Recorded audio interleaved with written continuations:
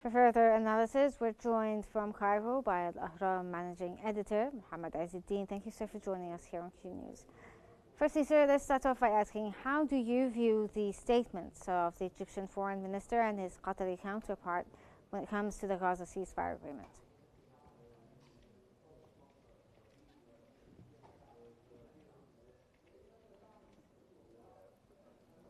Thank you for having me on Qnews.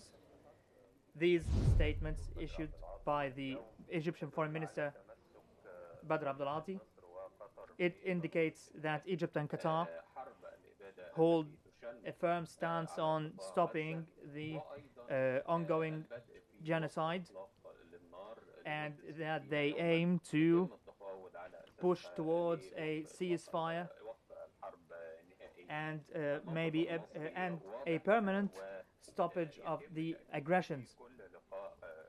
And in every meeting they hold, diplomatically or at the level of leaders, like when President Abdel Fattah al-Sisi meets his counterparts, Egypt always affirms that we and Qatar hold a firm stance through the meeting of both foreign ministers, and that we will pressure through all diplomatic means to put an end to the starvation and to impose ceasefire. This also indicates that we hold all our foundations and Egyptian diplomatic foundations and the principles of our Egyptian security, that we do not promote wars and that we oppose wars and aggressions. Well, sir, now, how critical is Egypt's role in ensuring that aid delivery is, met in Gaza amid the statements that the Foreign Minister Badr Abdulati gave about the systemic starvation in Gaza by the Israelis and describing what's happening there as a genocide?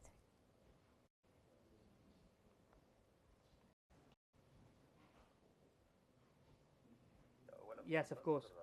Egypt has Egypt is the key player in entering the aid in Gaza.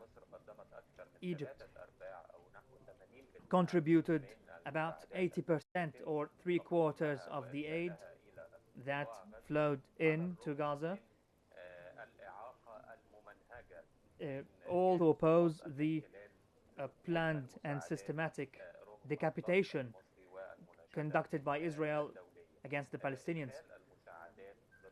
So Egypt combated that by getting the aid convoys to enter Gaza in cooperation and collaboration with our regional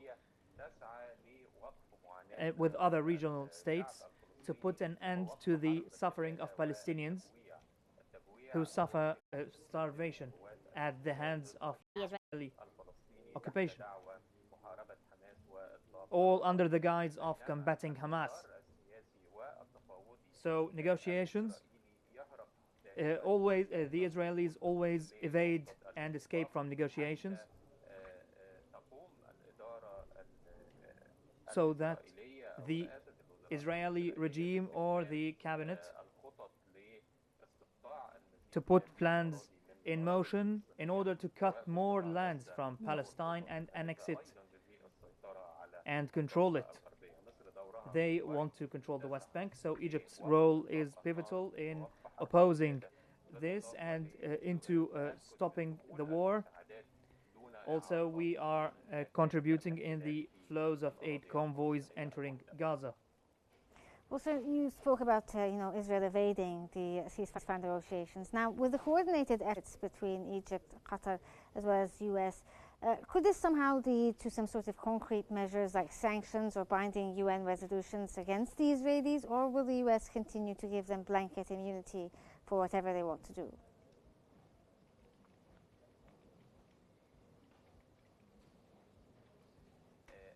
Pessimists.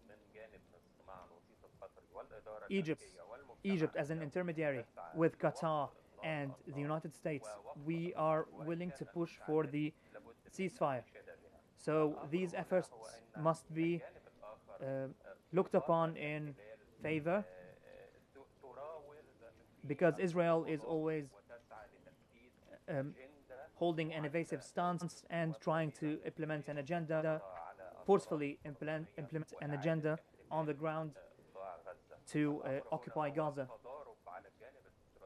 So the contradiction between the internal strife within Israel and the international pressure that is being imposed on them by Egypt and Qatar and others to stop the war, the far extremist fanatics of the regime in Israel, they do not want the area to be stable. They do not want the Palestinians to have relief. They want to starve them. Yes.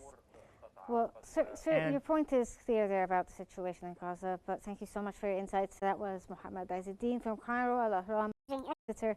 Thank you for joining us here on Q News.